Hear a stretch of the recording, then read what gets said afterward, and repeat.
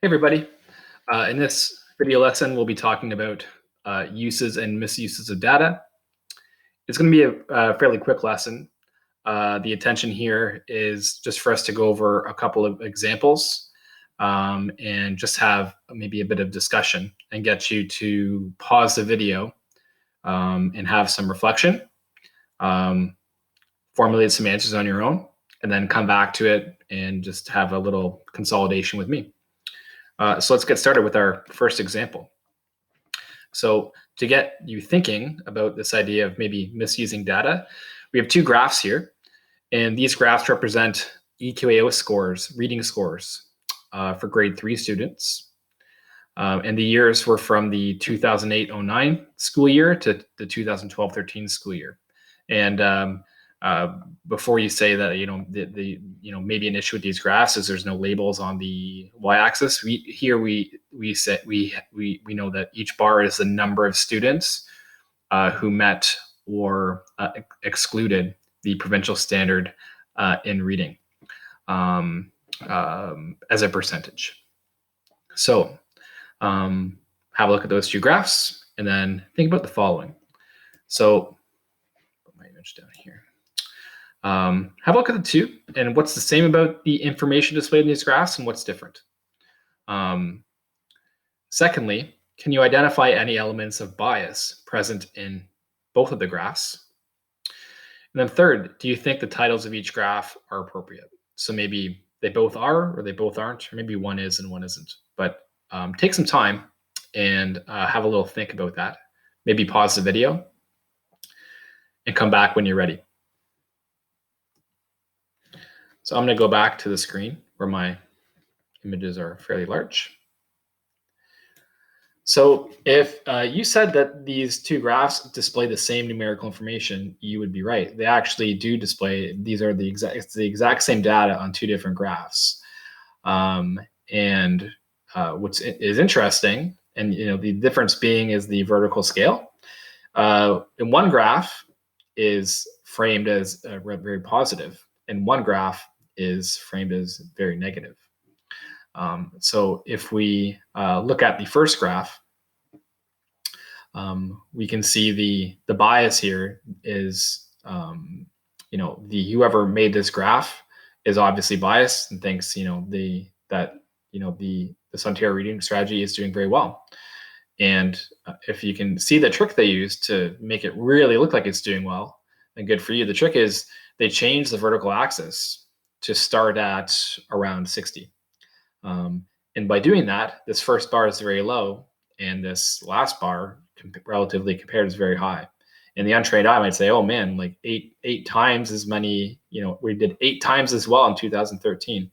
But obviously not. That's just a jump from 61 to 68. So, although there might be some gains, are they tremendous gains? Maybe not. We need to know more. But I think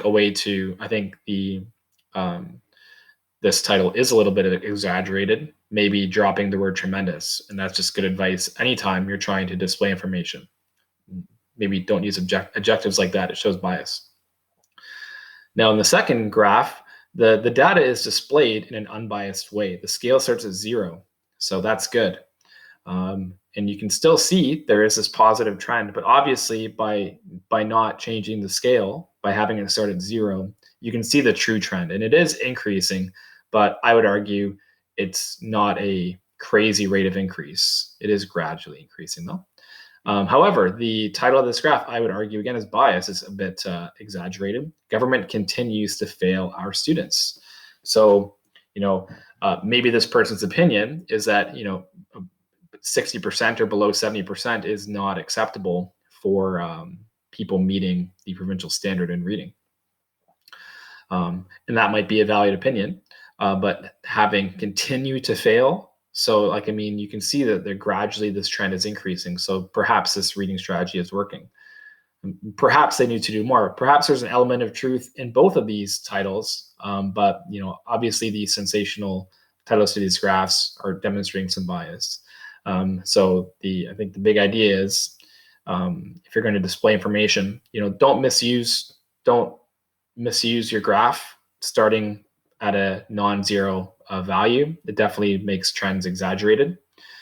And deliver your graphs with appropriate titles. Like these obviously contain some bias in them. We don't like bias. Right. So let's go to the first example where you'll be kind of putting some thoughts down to paper. So this is a controversial topic. Like these days, we have more important things to talk about than fighting in hockey. But during more normal times, where the regular season is in full swing, when there isn't a lot to talk about, or if somebody gets a really bad injury in a hockey fight, this always comes up: is should fighting be allowed in hockey? And it's worth asking: is it on its way out of the NHL? So you might, if you watch hockey, you might agree that there is less fighting in the game these days. But how much is it really? Is it really on its way out? Will there really be a time when there's no fighting in hockey? So have a look at this table. This table has 5 seasons. It has the number of games and the number of fights. And this is graphed on the graph at the right. And I've given you a table on your lesson sheet. And I've given you 4 kind of categories to identify sources of bias. So you're finding, I don't want to give it away. So you're finding bias in the title, the vertical scale. 4 different things I want you guys to identify bias in. And then maybe give a reason why the person who made this graph would want to present it in that way. What kind of explanation would they have to do that? So 4 topics. Can you identify the source of bias? Can you provide a reason why they may do that? Afterwards, I'm not going to have you guys do this. I'm just going to give you another graph of data that's maybe unbiased in the things we've discussed, and then maybe we'll have a conversation about the results. So again, not a ton of math for you to do, but can you reflect on where you see bias in this graph? So this is where you should pause the video, take some time and work through that table, then unpause when you're ready, and we'll go over each of those 4 things. So here we go. The title. So as we saw in the motivating problem, having language that's not neutral in your title is a source of bias. So just like the reading strategy problem, words tremendous, continue to fail, those are obviously biased. In this graph, fighting in pro hockey, rapidly disappearing. That rapidly language is not neutral. And the probable intended effect is, to make people think that fighting is on the decline, and not just on the decline, but rapidly, right? The second problem with this is the vertical scale. So just like the motivating problem, having a scale that does not start at 0 exaggerates, how the graph is changing. So in our first problem, by having the graph start at 0, it looks like a very steep increase and a very huge increase in people being successful at the meeting reading requirements. But when you show the graph starting at 0, you can see that the trend is more gradual. So not starting at 0 exaggerates the trend. And so here you see the same thing. By not starting at 0, it just exaggerates the trend. There may be a downhill trend, sure, but it's obviously exaggerated by not starting at 0. Maybe there is a really good trend, but if you don't start at 0, then it's really hard to say.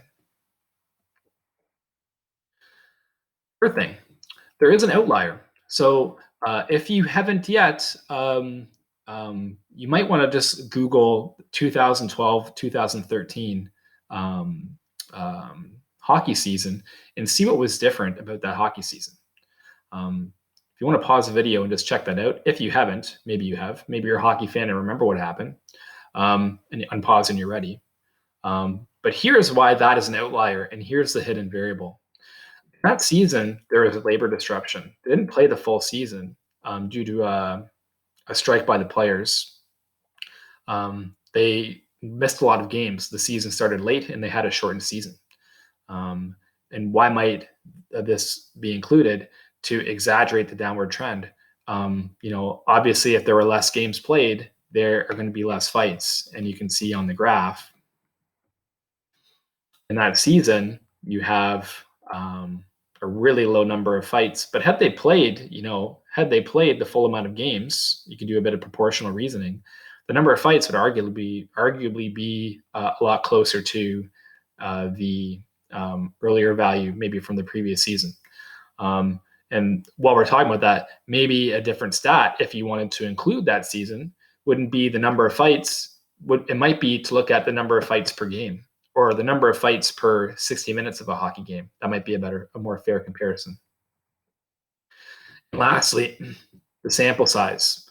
Only 5 points were chosen.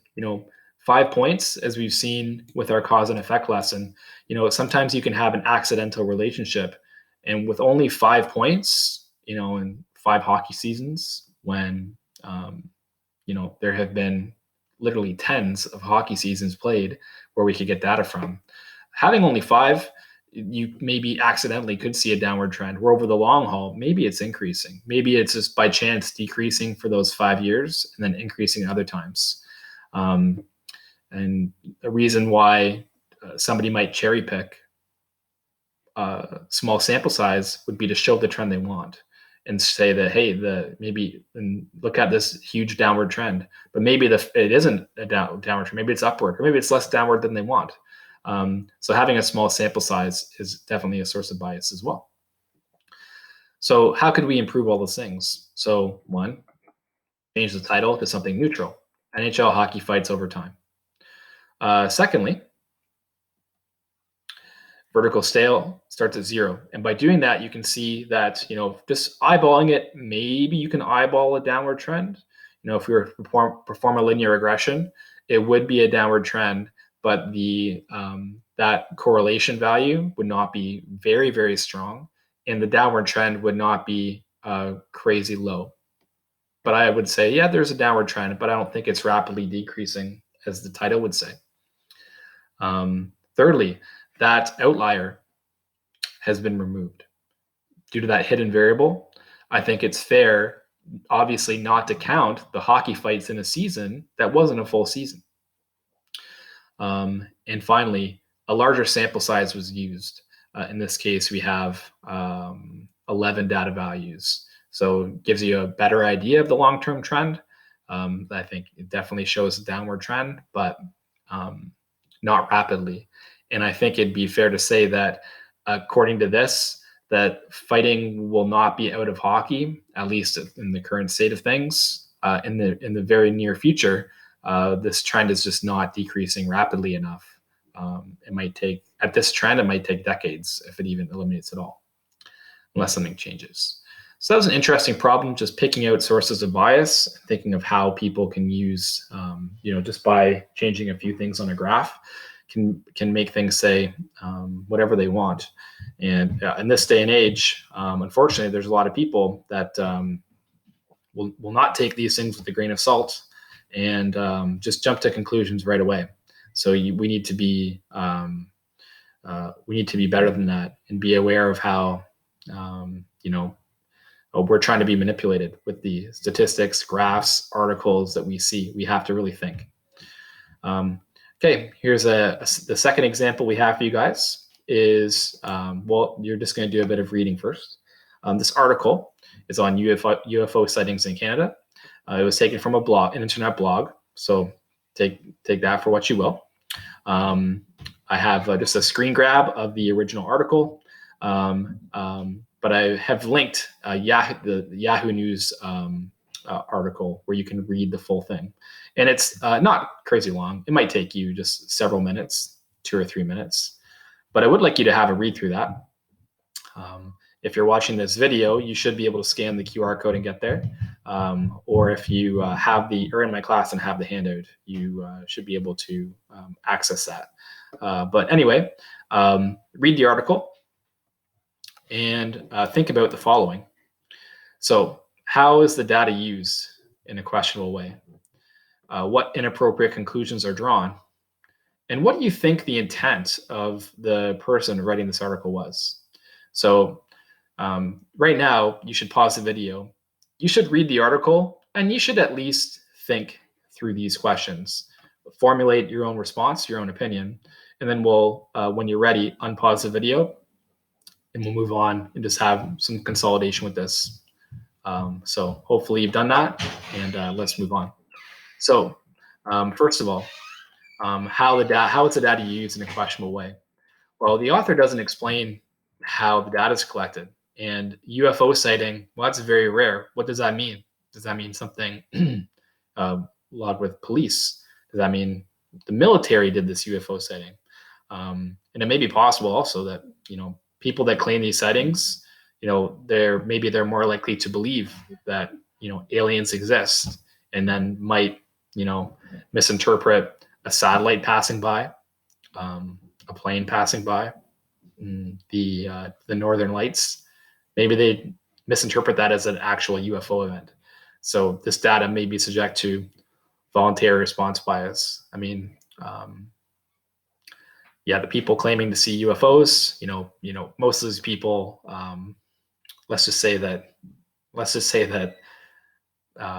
their claims are questionable. They're interesting people. Let's just leave it at that.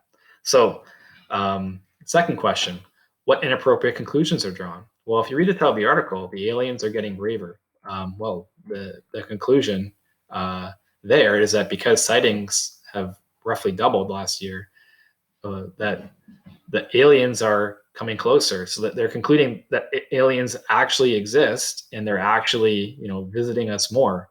So, I'm not saying that's not true, probably highly unlikely.